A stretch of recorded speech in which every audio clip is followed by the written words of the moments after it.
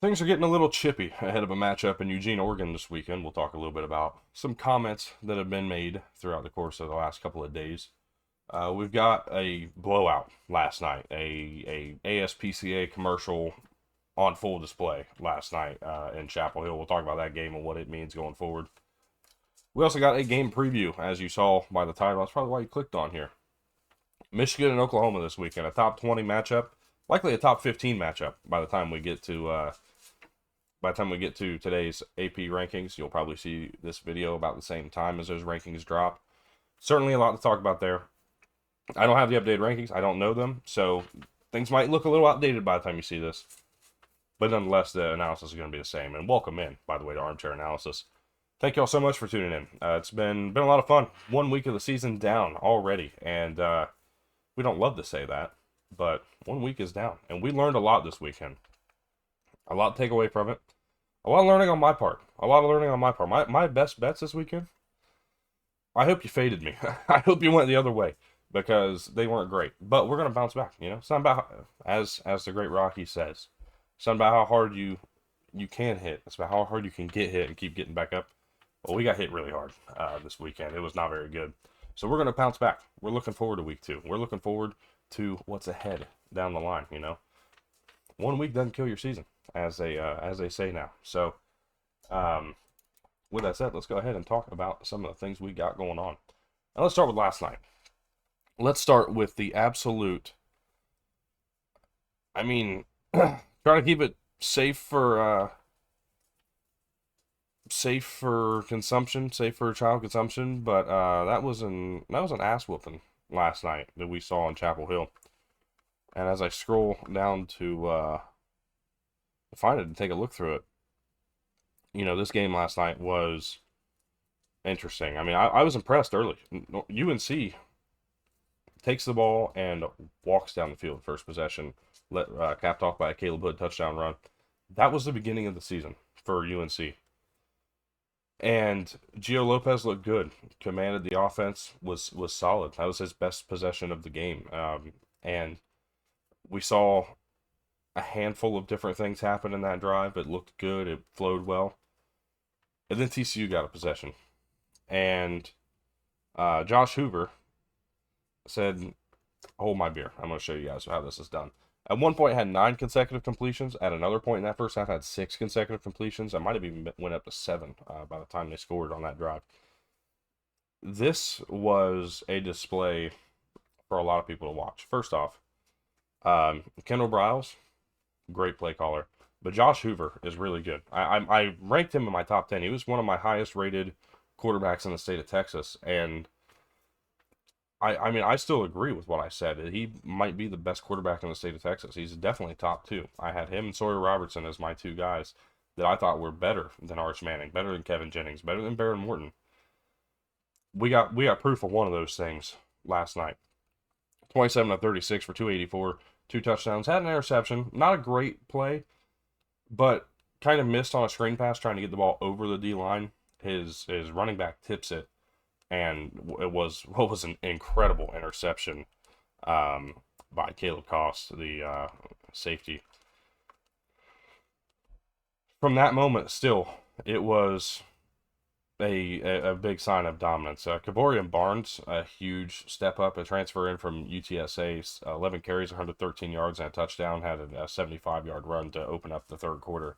That really just took the wind out of the sails of UNC at that point. What did this game really mean? It's kind of a question that leans in my mind, because this was a game that certainly had a lot of implications for both sides. We thought this was going to be a closer game. I predicted 28-21. I had TCU winning. I'll take that. But I thought this was going to be much closer. And I think this is more of an indication of what TCU is rather than what UNC is not. UNC certainly has a lot to work on, and we knew that going into this year. We knew they were going to be probably middle of the road in 2025. We'll see what 2026 brings as they continue. They're trying to build something there. It just wasn't good enough last night. And they seemed, I don't want to say underprepared, but they just didn't seem like they knew how to answer after getting hit in the mouth, which is insane to me because that's Bill Belichick. That is one of the greatest NFL coaches of all time. And his team and at the college level did not know how to answer back after getting hit in the mouth. Steve Belichick did not know how to answer and didn't know what he needed to do defensively in terms of play calls. The offense, Freddie Kitchens didn't seem to have his answer either. Andy Avalos called a great game, by the way. That was great defense from TCU, but they're very good anyways. That's a really good unit that TCU has. They're led by Bud Clark, their safety, who had a pick six in this game. Um, he's one of the best safeties in college football for a reason. And if you watch that play, you watch the read he makes to break to that underneath route, that out route, and cut in front of it, make the interception. It was really smart football play. I mean, it just all throughout the game, that's what we saw from this TCU defense up in time and time again after that first possession. They've got their work cut out for them this year. This is a big year for them. This is a year they are. I predict them to go to the Big 12 title game. I predicted that prior to the season starting, and I'm standing by it. I think certainly they're going to have a really good year. Just buying into what they're doing, they buy into what they're doing. A lot of big things to come, I think, for the Frogs this year. And as for North Carolina, they got time to bounce back. They have I'm trying to remember who they play next week. They got Charlotte next week. Over in Charlotte, actually, Saturday night. And then they'll play Richmond, and then they'll get UCF. That's 3 games they should easily win. Based on how UCF look, they should walk out of here 3-1. And then they get the game against Clemson. And that'll be another test for this team to really figure out who they are and what they are. So I think there's time still, but definitely not what you expected or wanted to see out of UNC and Bill Belichick's debut. We move on and we talk about things that you don't want to see, and that's a coach adding fuel to a fire to a game he's already going to lose, or should lose, based on, talent acquisition, talent level on the roster in general. Oh, and by the way, you just lost your starting quarterback for the year. So, what is Oklahoma State going to do? Well, Mike Gundy is going to make comments about how his team's only spent $7 million for 3 years, and how Oregon spent close to $40 million, and that some coaches, maybe even he himself, would say that Oregon should play teams that are in their budget. Interesting. First off, that's not how college football's ever worked. Teams have been playing teams out of their budget for a long time. If you don't think players have been paid, you're probably wrong. But it happens. It is what it is. That's what they want to call, right? Dan Lanning, if you want to be a top 10 team in college football, you better be invested in winning. We spend to win. Some people save to have an excuse for why they don't win. I can't speak on their situation. I have no idea what they got in their pockets over there. And Lanning also adds he has a lot of respect for Mike Gundy. But what? Why would you add fuel to a fire prior to this game? Like, you already know you are not favored. I don't even know what the spread is in this game. I'm gonna take a look at it right now and see if I can find it. It should be pretty simple to find, right? 3:30 p.m. on CBS. Oregon minus 28.5. Lucky to keep it within 3 scores. 4, really, according to most sports books out there. Add fuel to the fire. Look, Oklahoma State, I have a lot of respect for Mike Gundy. I like him. I think he's a great coach. But the last couple of years, you're not losing because you're not spending money. I'm telling you that right now. You're not losing because you're not spending money. You're losing because you're not developing talent. Or you're not even bringing in the right guys to help with the talent acquisition. Haas Haney was supposed to be that guy, and then he goes down with an injury. Now Zane Flores, he's okay, but he's not I don't think good enough to do what you had Haas Haney there to do. It's going to be interesting. Oregon's going to have a lot to prove, I think. They're going to want to continue to do what they did last week, dominate Montana State. They're going to want to do it again this week. We'll see what happens. It just feels really odd to add fuel to a fire of a game that you're already well behind it. Maybe that's Mike Gundy just saying, look, maybe he's setting the tone early. Hey, we already know we're not going to win this game, so whatever. But I don't know why you do that either. It just doesn't make a whole lot of sense to me. But nonetheless, let's go ahead and move on. Let's talk about an actual game. Let's preview a football game that's supposed to happen this Saturday night. Michigan goes on the road to face Oklahoma. Oklahoma comes in as a 5.5-point favorite early in this one. Over under sits at 45.5. This game's going to be on ABC Saturday night, 7:30 p.m. in Norman. Both these teams come in 1-0. Very, very solid first week for both sides. But let's talk about this game a little bit, because certainly Michigan allowed a little bit against New Mexico. New Mexico tried to put a lot of points on the board, or tried to add to it at the end. But let's talk about everything in this game. Oklahoma has, I think, a really good defense. I don't really expect a whole lot of difference from that, but they did allow 117 yards to Illinois State. Makes me think Michigan's going to be able to run the ball a little bit, and we already thought so, because that's the MO of the Michigan offense, and it has been for over a decade now. Or, well, right at a decade now.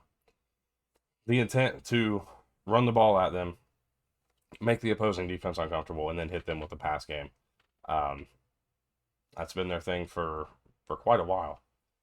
It's going to continue this weekend. They're going to get the ball to Justice Haynes. They're going to get the ball to Jordan Marshall, and they're going to run the ball at you. And I think that we're even going to see a little bit of Bryce Underwood in the run game this weekend, which we didn't see a lot of last week. A lot of wrinkles left out so early in this one.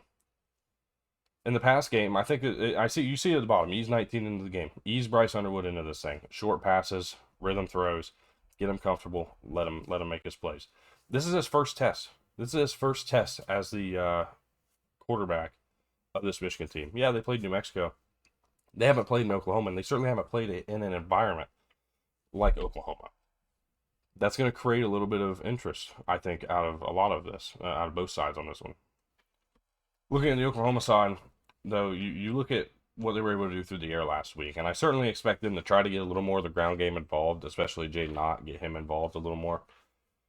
But the pass game is what we expect it to be. John Mateer looked good, over 375 yards. I don't think he threw for all 392, but I could be wrong on that. The point, well, actually, you know what? I can find it right here. He did throw for all 392. My bad. But John Mateer looked good. Was consistent in a rhythm, and again, having his own offensive coordinator, Ben Arbuckle, who came over with, kind of brought him over with him to be in this offense. This is what you expect, and I think that's going to be something that certainly is going to make a difference in this game, just being the comfort level of John Mateer. You look on the defensive side of the ball, they gave up 117 yards rushing. I made mention of this already. It certainly opens up the idea that maybe Michigan can run the ball a little bit.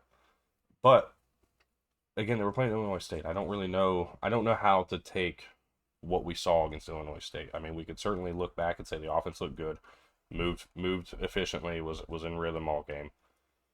But beyond that, we don't really know. Now, also on top of this, 2 turnovers. They didn't force any last Saturday against Illinois State. Can they find a way to force a turnover, create that mistake, that early mistake from the freshman quarterback, Bryce Underwood? If so, the game plays in Oklahoma's favor. If not, and if Bryce Underwood gets into this game and gets going, and this offense moves the ball at the rate that they did at times against New Mexico last week, there's certainly an argument that Michigan can win this game and stick around in it. As a matter of fact, I've gone back and forth on this game. Some other things to note. First off, Jayshon Barham out for the first half. The appeal of the targeting call was upheld. So Barham will miss the first half. That's a big loss early in the game for the Michigan defense, because they used Barham kind of as their pass rusher and linebacker. So what I expect to happen, and I don't know if it will, but I don't know who it's going to be that replaces Barham, and it might be a mixture of Jimmy Rolder or Cole Sullivan. I don't know. Whoever it is probably going to be the pass rusher. I think that Ernest Hausman's going to stay in coverage. That's where he succeeds the most. But I would not be surprised. I think it's going to be Cole Sullivan, just based on what we saw from him in that game last week. His ability to, first off, his speed beats Jimmy Rolder, at least in terms of his ability to get into the backfield. But what he was able to do last week, had a couple plays made in the backfield, and just a few plays made overall in that game. I expect to see 23 in the game a lot over this first half. Barham comes back in. If Michigan's ahead when Barham comes back, I think we're going to know who's going to win this game. If they're not, then how far back are they? Is it one score? Is it two scores? Is it just 3 points? I mean, how are we sitting about this game? Or are they tied? Um, because what I think is going to have to happen is Oklahoma, as you see at the bottom there, find ways to counter the Michigan pass rush. We know Michigan's going to bring pressure. We know they're going to get there on a good majority of their attempts. How well is Oklahoma going to adjust? Utilizing screens, utilizing those quick routes, utilizing the RPO. How are they going to adapt to this pass rush and be able to counter it? Because one thing that we know for sure is that a pass rush and a defense will travel better than an offense. We'll see what it looks like throughout the course of this game. Some other things I'm looking at in this one. Michigan, I already kind of mentioned it, but establish the run game and establish it early. Utilize Bryce Underwood in the run game. Create pressure on John Mateer, as I made mention of countering the pass rush. Michigan's key is to create that pressure, make him uncomfortable. And then again, ease Bryce Underwood into the game. For Oklahoma, quick passes to offset that Michigan pass rush, as I just said. Keep an eye on number 19 in the run game. I think they're going to utilize Michigan's going to utilize Bryce Underwood in that run game a little bit more. So keep an eye on him because if the minute you don't pay attention or respect his ability to run the ball is the moment that he's going to break one and run for 25, 30, maybe even a touchdown. And then the last one and the biggest one, keep the crowd in it. Don't let this game go stale. Don't let the intensity drop in that stadium, because the minute it does is going to be the minute that Michigan punches you in the mouth. That's going to be another big storyline in this game, is how Bryce Underwood adapts to this crowd, adapts to the crowd noise. Again, this is your first hostile environment as a quarterback. How do you adapt to it? How do you adjust to it? How do you handle the pressure of being the Michigan quarterback, a true freshman quarterback even, going on the road to an SEC environment? Those are the things we're looking for in this game. I think that a lot of other storylines can be created, but those are the big ones on both sides. Again, you look at lines, Oklahoma minus 5.5. The over-under sits at 45.5. And I have Oklahoma winning this game 23-17. I don't know if that means they win in overtime or they just win by 6. But I have Oklahoma winning in overtime. I think the second half is really going to slow down the Oklahoma offense. Again, bringing in Jayshon Barham, having that true pass rusher in there. But I also think that Michigan's going to be able to stick around in this game. This is going to be a close one. This is going to be a fun game. 45.5. I'm taking the under on this one. Look, you got two good defenses here in this game. I think the under is going to hit. I haven't been great on over-unders, but I've taken a lot of overs. So maybe we switch it up. Maybe we take some unders this week. I don't know. But Michigan, Oklahoma. That is my prediction for this game. So let me know what you guys think. Who do you guys have winning this one as they go? Again, as the Wolverines go on the road to face the Sooners. Tomorrow, we're going to drop our top 25 here at Armchair Analysis. I got a top 25 ready for you guys tomorrow. Hopefully you guys will tune in, enjoy it, and see what you got going on. See what you agree with, disagree with. We're also going to preview this Cyhawk game, Iowa State. I feel like that's kind of the necessary one after what we've seen last week. Also thought about and considered Duke and Illinois, but we'll see. We'll see if we do one on Thursday or not. But Thursday, you might want to stick around as well. We got plenty more to talk about, plenty more news, weekend storylines to talk about. And then Friday, we got our best bets, of course, our Take 10 returns, and hopefully we can do a lot better than that. Than 1-9 last week was not very good at all. So looking forward to being above 500 this week. And then on top of that, we will have our Thursday, Friday previews as well. We preview every game on Thursday and Friday. And then Saturday, we will not have a live show, as far as I'm aware. I just don't know that I'm going to be able to make it happen with everything else I've got going on. We won't have a live show. I will have something going here on the channel on Saturday morning to kind of get you ready for the games as they're set to happen. Same thing on Sunday morning. It may not be a Sunday morning show. It might be a Sunday afternoon show. We might push it back to Sunday afternoon and get some previews going or get some recap going. But nonetheless, we will be live on Sunday, so you can bank on that part. But with that said, I thank y'all for tuning in. Hope y'all have a great rest of your day. Enjoy your week, and week 2 is finally here in the college football season.